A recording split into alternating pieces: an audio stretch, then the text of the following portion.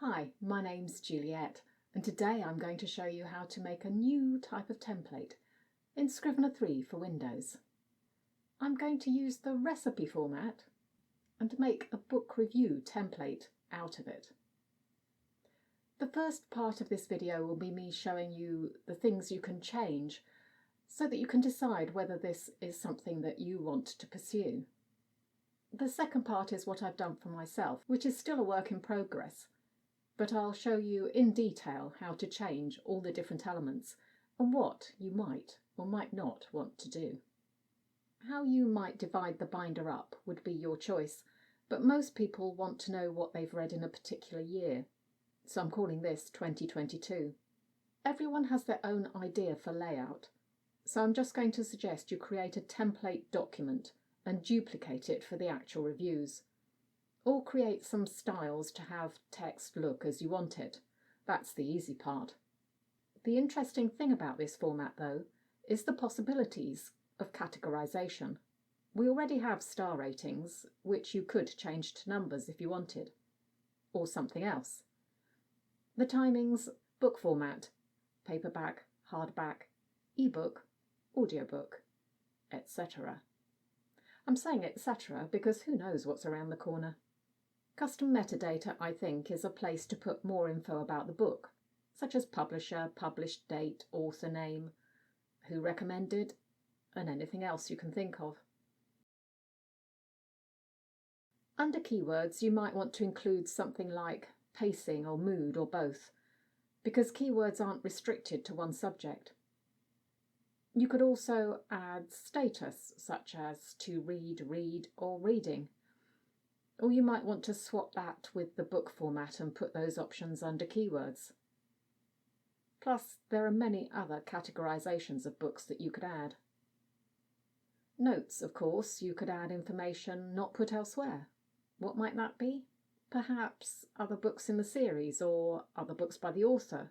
And once it's all done, you could, as was suggested for the recipe format, use the collections option to sort out a list of recommended books for other people if they ask. Even if you use one of the well-known apps or websites for recording your book info, this could be a good place to keep a backup of that information, just in case the app goes away. There you go, a project to while away New Year's Eve if it's not your favourite time of year, and to give you a bit of a New Year's resolution too. You're welcome. And now onto the detailed part of this video. As you can see, this looks a bit different. I am still in the development phase of this for myself, but I know these things can be daunting, so I'm going to go through how to make all the changes in detail so that you can tailor your project properly for yourself. Let's look at the ratings first. You can see I've changed mine because I don't like stars or numbers. To do that, click on Edit. If you don't want the title of rating, which you'll only see if you print these out, you can change that in the title box.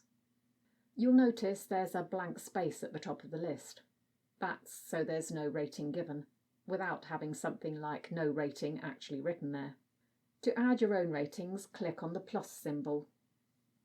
To delete what's there, click on the item and use the minus symbol. When you're finished, click OK. Now, what is the timing section in the original I have made into book format? You could choose something else for this. It doesn't matter where you put things largely, because pretty much everything is searchable. Once again, to change this, click on Edit and add or delete as required. Now, let's look at the custom metadata. To change what's here, click on the three dots. You can expand the box to see more if you want, and you can collapse the keywords. I decided to use this for book metadata. As you can see, I have author and publisher details, ISBNs, etc. I've also added date started and finished. With the publication date, I haven't specified a particular format because you don't always get an exact date in a book, but with date started and finished, I have specified the format. This is done under the Type menu. There are the usual options, but I wanted a short date in the UK format, so I had to add a custom format. The only note I would make here if you're doing this is that the months are in caps The days and years are lowercase. There is also a checkbox item and a list item in the type, both of which you may find a use for. You might, for example, want a list if you chose to put book format here.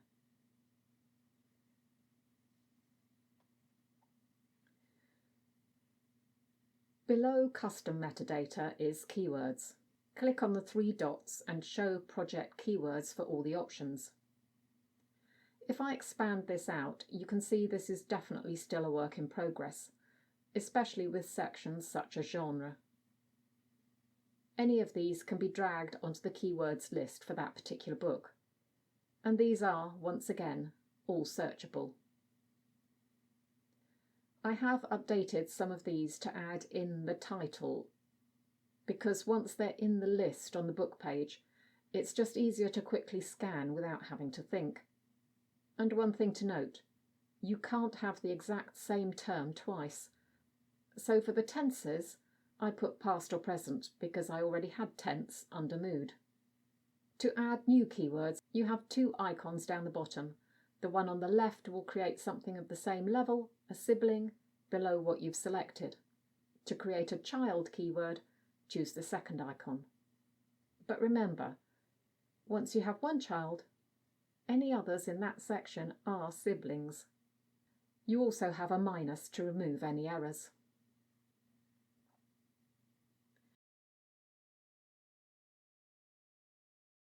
If you click on the A to Z button, you can have the list sorted alphabetically, but you also have to click on the arrow at the top of the page. Now let's go back to the editor screen with the notes section of the inspector selected. I haven't come up with a proper format for this yet. There are almost too many options. Do you put quotes on the editor page or in the notes? How about reading progress? I probably wouldn't keep the latter, but I think the editor formatting is probably better for that, although you can use some formatting in the notes. The one thing I do think is probably a good idea is to use the synopsis box for the book cover, if you want to keep a record of that. Sometimes it's nice to have the visual as a reminder. I haven't done that yet, but I will as I continue. In terms of organising the binder, I've decided that I'm definitely not doing it by month, because who starts and finishes all their books within a month? I'm not even sure about using years, because I'll have the dates in the custom metadata, but I can always change that later. Now let's talk about using collections in conjunction with this template. I have a few examples here because I was making sure you could search on all areas of the template. Enjoyable is from the rating list. Audiobook is from the format list. Author is from the custom metadata. Middle grade is from the keywords. And as I save these as permanent searches, these will update as new books are added. But be aware, sometimes when you go in, if you have the wrong thing selected, it loses the correct term in the search box, and you may have to re-input it. If you want a detailed explanation of how to create search collections, please see this video. Multiple term searches are variable in success, in my experience. The main difficulty being you can only search one category at a time, or all categories as far as I can tell.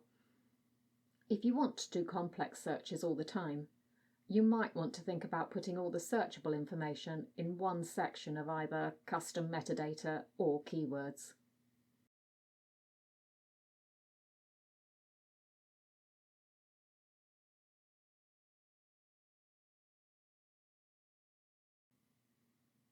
Good luck if you try to create your own template. Happy New Year, and if you've subscribed, I'll see you again in 2022.